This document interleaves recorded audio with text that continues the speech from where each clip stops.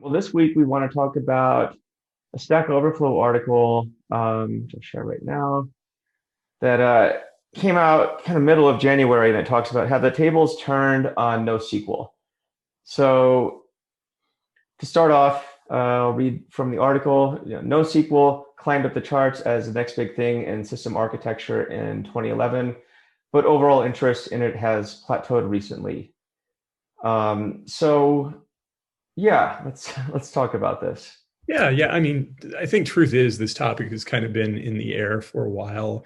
Other people have articulated it to some extent, but I think we've really reached sort of a tipping point where NoSQL is a mature technology. On the other hand, I don't think that's necessarily a bad thing. In practice, maybe it's plateaued, but it's also widely accepted, right? Like if I develop a product and everyone uses it to the point and then the growth stops, I'm probably going to be pretty happy to get to the point where it's just kind of all over in all kinds of different companies all over the industry I work in. Mhm. And to back up too, when we're talking about NoSQL, what we're talking about is not only SQL, right? So, Yeah. it gets a nomenclature out of the way.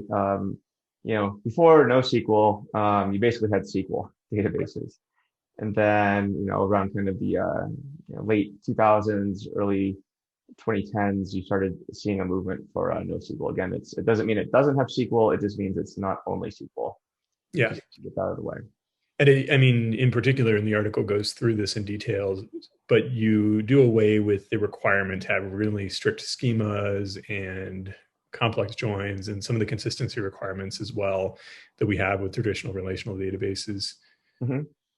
And so it talks about some examples too of what are we talking about when we're talking about a NoSQL database. So you got document stores like Mongo, graph databases like Neo4j, column stores like Cassandra, time series databases like InfluxDB, and then and multiple others, right? I mean, it seems like any type of database you can think of, it probably exists right now. I mean, the other day I actually saw a machine learning database that's nothing but basically um, numerics. So the types of databases available just keeps growing for all the use cases, and I think we want to kind of focus on the thesis of this article, really have the tables turned on NoSQL. So what are your thoughts on this? Yeah, I would say in particular, we're probably very focused on these index document stores, right? Like key value stores. I think these other types of NoSQL have also grabbed some market share and become important in different domains. But key value stores are the ones that have really for a while took the world by storm. You agree with that, or am I off base? Yeah, I mean, key value document stores like Mongo for sure. Took the world by storm as well, and um, and let's kind of go through some history here. I mean, Yeah. when you're talking, um, you know, the original NoSQL databases that might have been like your big tables, for example, right? That Google launched, or DynamoDB, which Amazon launched, and really these were responses to architectural limitations at both these companies Mhm. with the existing, relational databases they were using. And so they had, when you're faced with the problem of scaling, like these companies were in the early 2000s and mid 2000s, they were forced to, consider other options. And so, the geniuses at both these companies came up with, some very novel approaches to databases. And Yeah. And I think these approaches happen in parallel with a lot of other developments that started internally at Amazon and Google and other big players and then spread out in open source software. So cloud in some sense was invented at Amazon and Google, maybe in parallel, but Google's was more of an internal cloud and Amazon's was a public facing cloud. And then you had things like containers that were basically developed at Google and then took the world by storm. And yeah, NoSQL, another scalability technology to address some core issues that these massive players were running into. Mhm. It's funny too. I mean, the whole story around Dynamo, right? The Amazon published the Dynamo paper, and then the actual Dynamo product took a long time to come out, and other competitors hit the market before Amazon did with their cloud product. Mhm. Yep. I mean, same with Google, right? Yeah, So yeah, they have a whole slew of really amazing technologies that I think they kind of use internally and release to the public as they saw fit. And so yep. and I would say that in my opinion, the first mainstream NoSQL database was MongoDB. Yep. I Yep. remember when that came onto the scene, and suddenly, it seemed like the perfect solution for nearly any problem. And let's when we walk through the history of how Mongo came onto the scene. Yeah, and I'll just say we're going to post an article in the show notes. It's actually part of a three-part series. A really great read. It's great in terms of understanding the rise of NoSQL, and also, frankly, it's a great example of how to market a product and how to get your product out there and get it used by a lot of startups, and eventually get that product used by more mature companies too. And Yeah. for full disclosure, we are partners with MongoDB, so we do love Mongo. We only partner with companies that we figure are best of breed technologies. So Yeah. Yeah, absolutely. But at the same time, we try to be very objective about technologies and recommend the right solution for the right problem. And Mongo is sometimes the right solution, and sometimes it's not the right solution. That's simply the reality, right? So yeah, in the series by Nimil Dalal, he talks about how around 2012 is when he was really into that scene, Y Combinator and everything, and knew a lot of people in startups. And this whole concept of NoSQL was taking off. There were a lot of products hitting the market, but Mongo did a really great job of sponsoring meetups, of getting speakers, of finding people using their product and having them evangelize and just getting it socialized everywhere they could. And that not only did that get Mongo out there, but just the whole concept of NoSQL got socialized very quickly through their efforts. oh And they yeah, developed a different notion of what a stack should be. I mean, LAMP had been around since when, the late 90s, maybe? I no, think at least, yeah. yeah. Yeah, and then I remember the mean stack, right? So uh, I've been writing uh, Rails apps kind Yeah. of around the time when Mongo had come out, and then all of a sudden, Node comes onto the scene as a new server. So no longer did you have to deal with the request response model that was common in like a Rails app or a Django app or a LAMP. You know, Node came onto the scene, and I think definitely changed quite a few things and quite a few expectations of application development. And along with that came Mongo. And Yep. so now you had the mean stack, which was Mongo, Express, Angular, Node. And that was definitely some great marketing. I know countless developers that switched from LAMP or Rails into mean stack.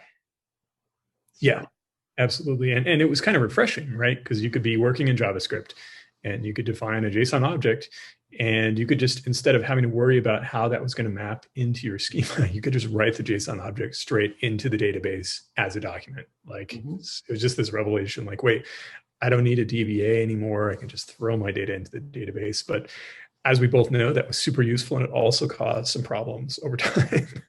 Yeah, yep. um, I do recall conversations around this time, Yeah. from the early 2010s into maybe the mid 2010s, where there were pretty frank discussions that SQL is dead, right? Right. If you're going to make an application, you have to be modern, which means not using SQL.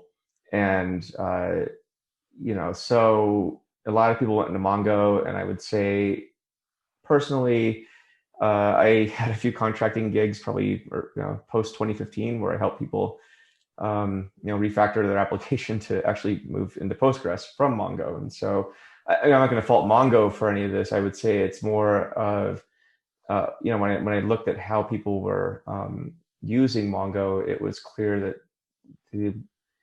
they treated Mongo as basically a gigantic dump of data, Yeah, just right? throw it in there and it will Yeah, run. That was the because you idea. can pretty much throw anything you want into a Mongo collection. It's pretty promiscuous in that regard, and I would say a lot of the advantages of using a relational database became apparent to these people. Right, you Yeah. have constraints, you have integrity, you have transactions, that kind of stuff.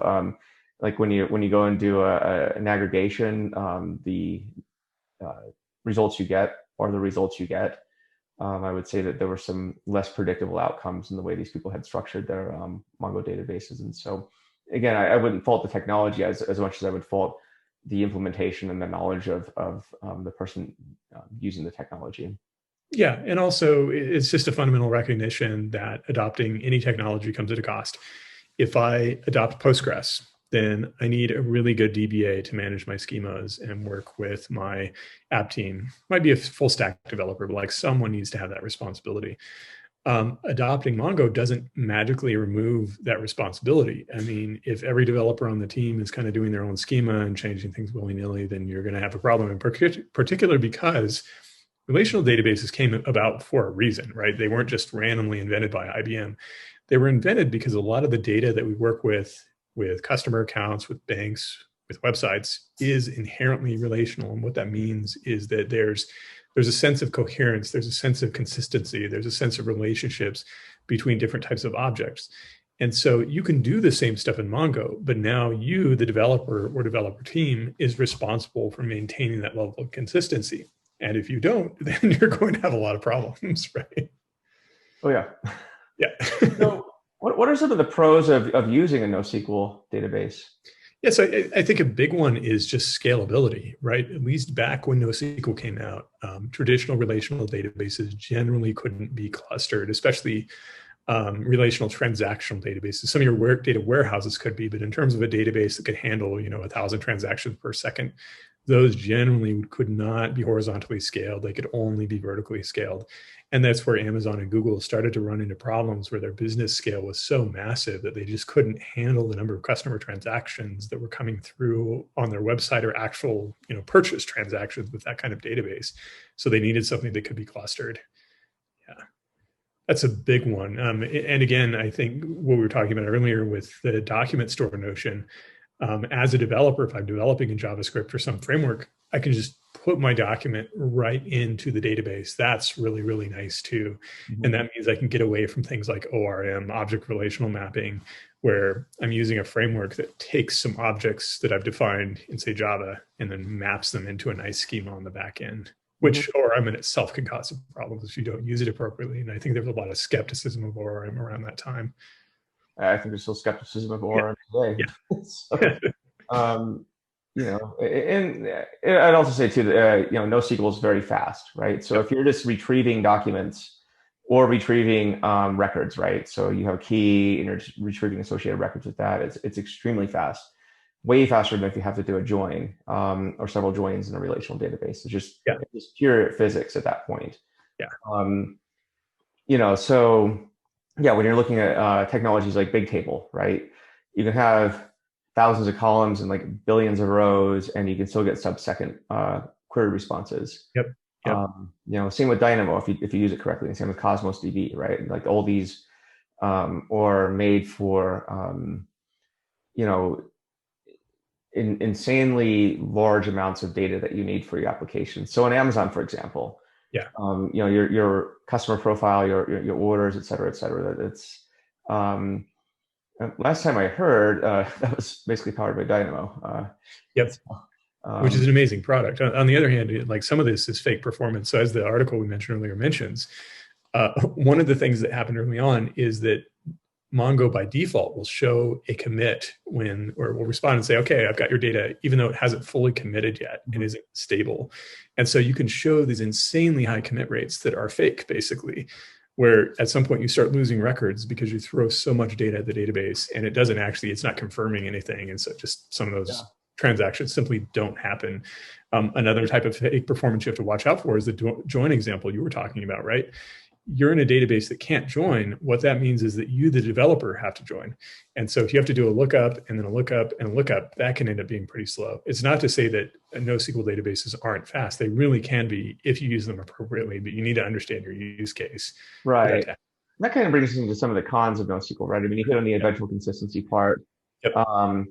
And also, this is where I think it's, again, I don't really ever blame technologies for people's fault. I usually blame the person using the technology, like 100% of the time, just because, one, you have to decide what's the best tool to use. And then second, learn how to use the tool. If you're just kind of doing a cargo cult NoSQL, for example, I think you're going to get the results that that your effort demonstrated, right? So like learn the tool.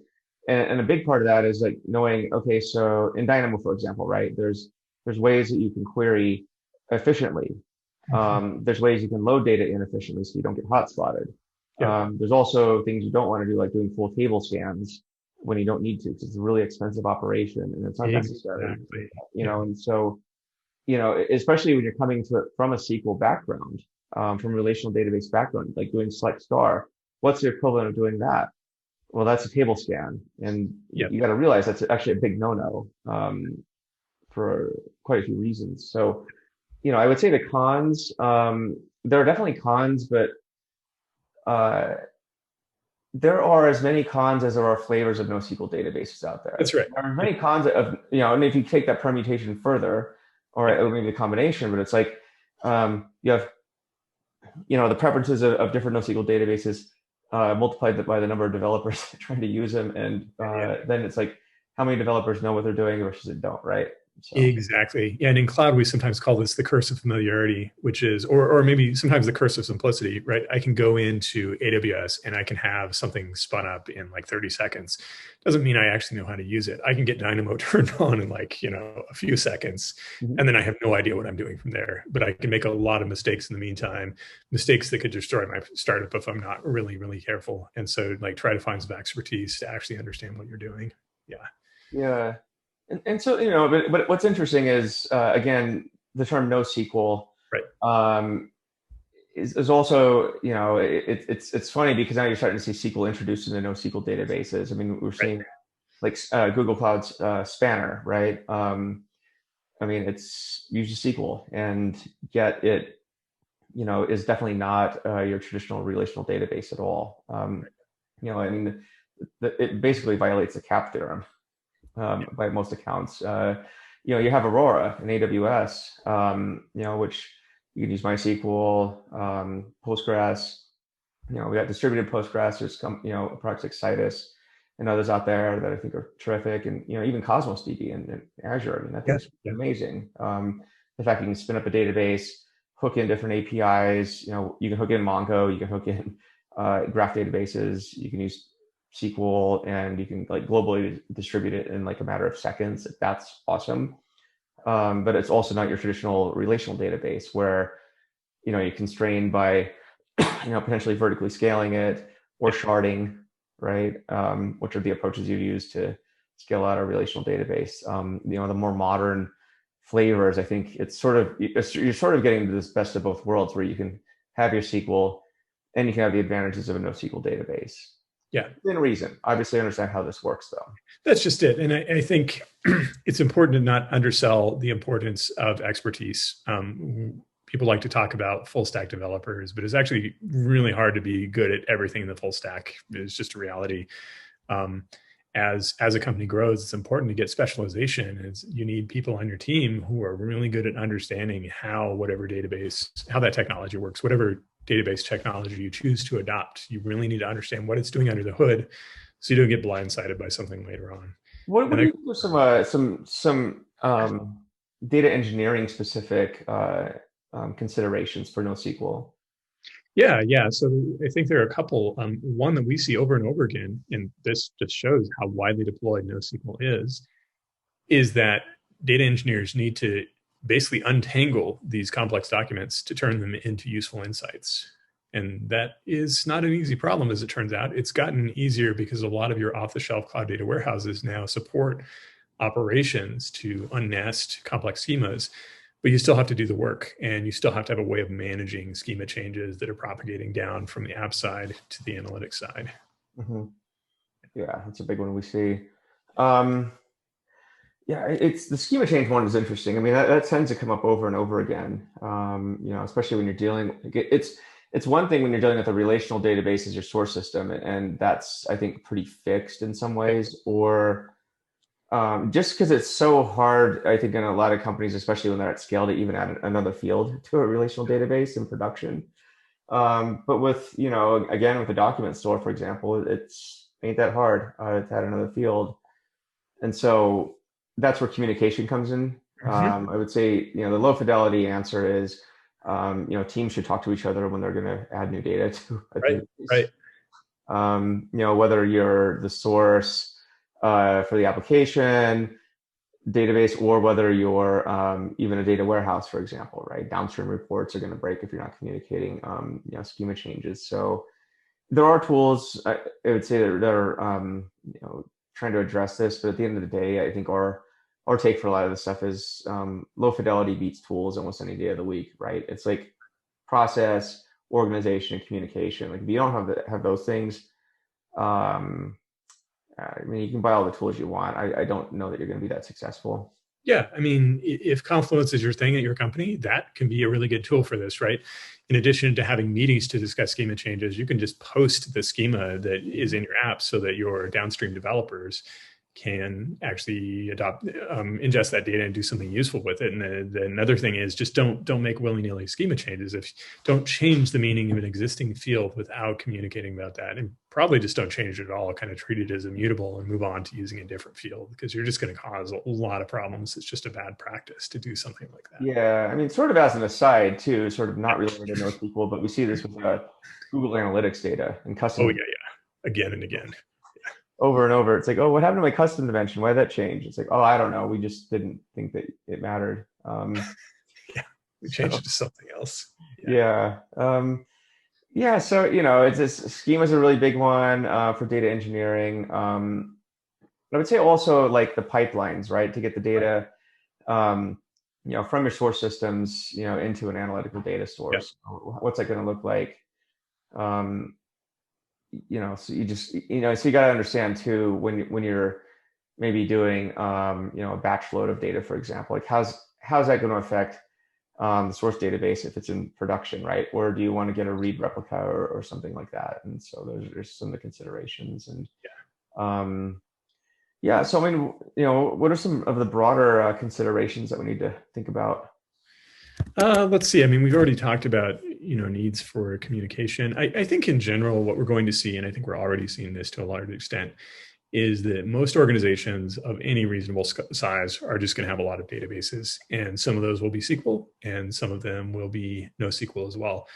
I think part of what Amazon has pushed for a long time, and I think many other companies, is more of a fragmentation of databases, right? Like it really doesn't make sense to have one database to rule them all and to have a lot of tight guardrails around that database far away from the teams that are actually using the data. Mhm. In many cases, you want to distribute that capability out, and you want teams to just be able to choose what works well for them. Obviously, you need to make sure there's enough responsibility to maintain all of those pieces, but that actually solves a lot of scalability problems. A lot of your scalability problems occur because you really have 20 different parts of the app. They're kind of doing different things, all trying to hit the same database, and it just gets overwhelmed. And you Yeah. have a lot of workloads that are naturally more key value store, right? Like event-based data that can land very well in something like an HBase or a big table, where you assume that you're going to be scanning it downstream, but you don't need to do lookups in real time of that data beyond using the keys. Hmm. Right. Yeah, and it's a really good quote from the article too. It says, using a NoSQL database doesn't mean you can't use SQL. SQL is Yep. just a query language. In fact, SQL and NoSQL can be complementary. Yep. And I think to add to this point too, in this discussion, we're talking about um, the article kind of mixes it, right? So it talks about SQL the language versus SQL the paradigm. Right. NoSQL databases arose because it was a reaction to relational databases, i.e. SQL as a paradigm. That's not the Yep. same thing as SQL as a language, which we see being implemented in NoSQL databases. So if that's not confusing enough, um, just when you're talking about NoSQL and SQL, just be explicit about um, your what you're meaning and what you're trying to convey. Yeah. Part of the reason, again, it comes back to the early 2010s, but when people were talking about NoSQL databases, I think they mistook SQL the paradigm for SQL the language, right? And so Right. I remember a lot of conversations were, oh yeah, well SQL the language is dead, and well, surprise, surprise, it's 2021, and SQL is like still one of the more popular languages in the world. So Yeah. And in certain domains, it's growing. I think it's doing extremely well in analytics precisely because there are all these managed cloud data warehouses that are just turnkey. You can just turn them on and you can run massive queries just using SQL oh and do yeah. really complex analytics. Yeah. Oh yeah, and even the number of Pandas users that I see suddenly wanting to learn SQL, I mean that number is growing all the time. Yeah. Because for the longest time there was this impression that, oh yeah, we can do our data science in Pandas and that's great. and then, oh yeah, what is this thing over here? It starts with an SQL, SQL. Yeah. They start dusting that off, and then I think they realize the power of it. But I would also say too for data scientists, learn. It doesn't hurt to learn the native languages to query these source NoSQL systems, right? Yep. So, if you're using Bigtable or HBase, like using the HBase command line isn't like the worst thing to learn, and learning how HBase works, Cassandra, Dynamo, any of these tools you're going to come across, because I think you do at some point need to fundamentally learn how the source systems work. I mean, that's a more broader point, which we can talk about in another episode, but things I see data analysts being hamstrung by and data scientists is they sort of take the data they're getting at face value, and they don't understand where that data comes from or what it takes to get that data out of a system. Yeah, and there's a lack of communication, again, to our earlier point, between the data scientists and the teams that originally generated the data, and that just needs to be an open line of communication. Big time. Yeah, Yeah, absolutely. Cool. Yeah. Well, I think that covers it for today. So I think we've kind of went through, some of our thoughts on the Reddit or the Stack Overflow article on NoSQL, and kind of where it is right now. And I think it's here. It's just changing. So it's not going anywhere, right? It might not be hot and new anymore, but it's almost 10 years after it was the really big new thing, and now it's just a very established technology. And I think if you're a data engineer or an analyst too, or an app developer, you should understand the capabilities of NoSQL and SQL. And frankly, maybe we should just get rid of the term NoSQL entirely. It's kind of a meaningless buzzword because, as the article points out, it covers a lot of different things. So basically, you really want to understand what the different database types are and how they're useful in 2021. Yeah, I think that's how we think of it. Like, I don't think we refer to things as NoSQL or SQL. If you and me, it's just, what is a database, right? I mean, that's more fundamentally the important question. Getting tied up in nomenclature, I think, that's so 2010s. So yeah, and especially a buzzword just meant to sell something. It's like, yeah, focus on what this thing can actually do, not a buzzword. Right. Cool. Well, have a good Monday, and we'll see you next week. So, all right. Later.